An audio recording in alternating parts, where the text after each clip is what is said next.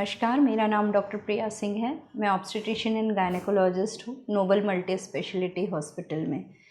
आज जिस विषय पे हम आपसे चर्चा करने जा रहे हैं वो बहुत ही सामान्य और बहुत ही इम्पॉर्टेंट टॉपिक है, ब्लीडिंग या spotting during first trimester of pregnancy.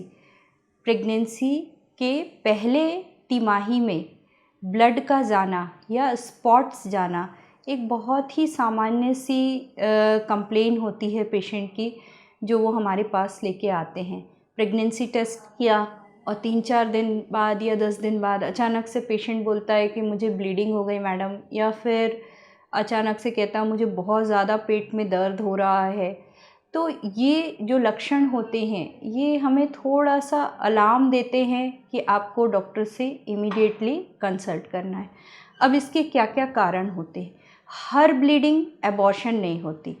Abortion जो होता है वो 2 तरह का होता है शुरुआत के 3 महीने में।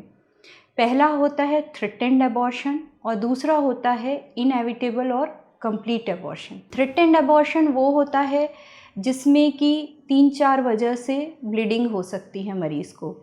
पहली चीज़ होती है इम्प्लांटेशन ब्लीडिंग। इम्प्लांटेशन ब्लीडिंग वो चीज़ होती है जब भ्रूण जो गर्भाशय की सतह से अटैच होता है तो एक कोरियोनिक लेयर होती है जो कि गर्भाशय में फैलती है उसके चिपकने के समय। तो कभी कभी वहाँ से जो उसकी कोरियोनिक मेम्ब्रेन होती है अगर वो अपनी जगह से हट जाए तो उसकी वजह से स्पॉटिंग या फिर बहुत हैवी ब्लीडिंग भी हो सकती है, बट उसकी वजह से बच्चे को कभी भी शिकायत या उसकी जान को खतरा बहुत कम होता है। दूसरी होती है कभी बहुत आपका कीटाणु जो है या फिर आपका अंडाणु ये अच्छी क्वालिटी का नहीं है और उसकी वजह से अगर भ्रूण बन रहा है और वो चिपक रहा है और वो इम्प्लांट नहीं हो पा रहा है प्रॉपर, तब भी ब्लीडिंग हो सकती है।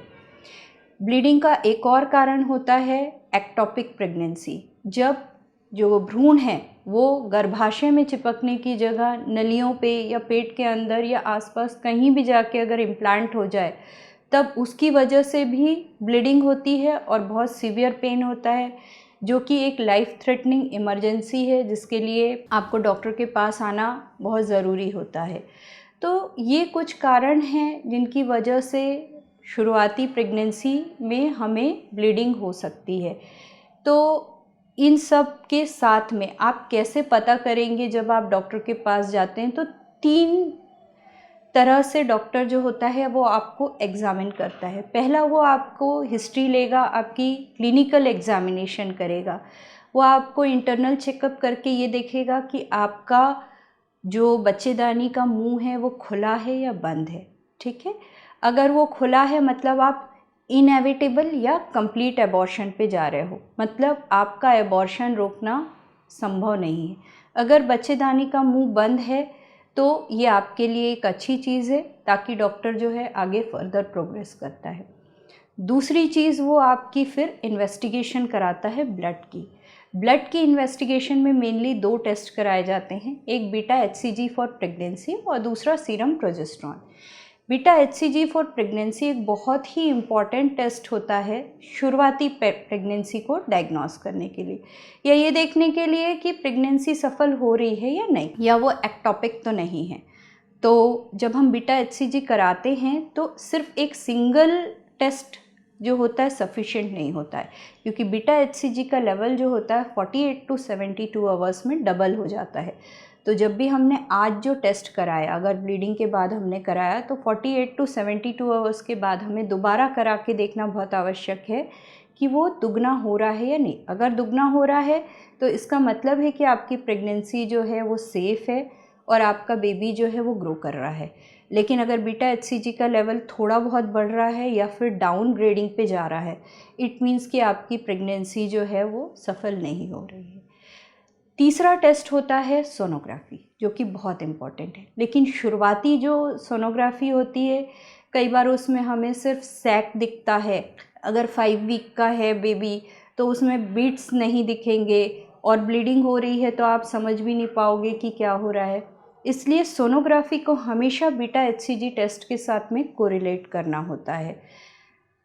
सोनोग्राफी में बच्चे में जो धड़कन होती है वो यूजुअली 6 वीक, 1.5 महीने के बाद आती है, तो हमें सोनोग्राफी करा के देखना चाहिए। कभी कभी सोनोग्राफी की रिपोर्ट में हमें सब कोरियोनिक हैमरेज, जो मैंने अभी कहा था कि कोरियोनिक मेम्ब्रेन जो है सेपरेट हो जाना शुरू हो जाती है तो ब्लीडिंग होती है, उस तरह की चीज़ें दिखती है जिससे पता चल जाता है कि ये ब्लीडिंग की वजह क्या है।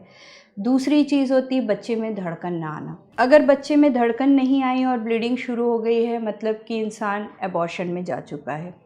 कभी कभी धड़कन आ जाती है और आने के बाद अगर धड़कन दोबारा चली गई तो वो फिर कभी भी रिवाइव नहीं होती वो चीज़, तो वो भी एबॉर्शन में जाता है। तो शुरुआती जो हमारी प्रेगनेंसी है, अगर उसमें स्पॉटिंग हो रही है या ब्लीडिंग हो रही, तो ज़रूरी नहीं है कि वो एबॉर्शन पे जाए। उसका सारे टेस्ट करा के अगर बेबी ठीक है तो हम उसके लिए कुछ मेडिकेशंस करते हैं, जिसके लिए हमें कुछ हार्मोनल सपोर्ट्स देने होते हैं, है ना, जिसमें प्रोजेस्टेरॉन वगैरह दिया जाता है इंजेक्टेबल फॉर्म में, टैबलेट फॉर्म में, ताकि प्रेगनेंसी को सपोर्ट मिल सके। पेशेंट को कुछ एडवाइस किया जाता है कि वो थोड़ा रेस्ट पे रहे, डाइट प्रॉपर ले, वाटर इनटेक प्रॉपर रखे। तो इन सब चीज़ों को करने के साथ साथ हम फर्स्ट ट्राइमेस्टर ऑफ प्रेगनेंसी में जो ब्लीडिंग होती है उसको रोक भी सकते हैं अगर बेबी सेफ़ है तो, और हमें पता भी चल जाता है कि बेबी किस तरह ग्रो कर रहा है। Thank you. अगर आपको ये टॉपिक पसंद आया तो आप हमारे चैनल को सब्सक्राइब कीजिए। धन्यवाद।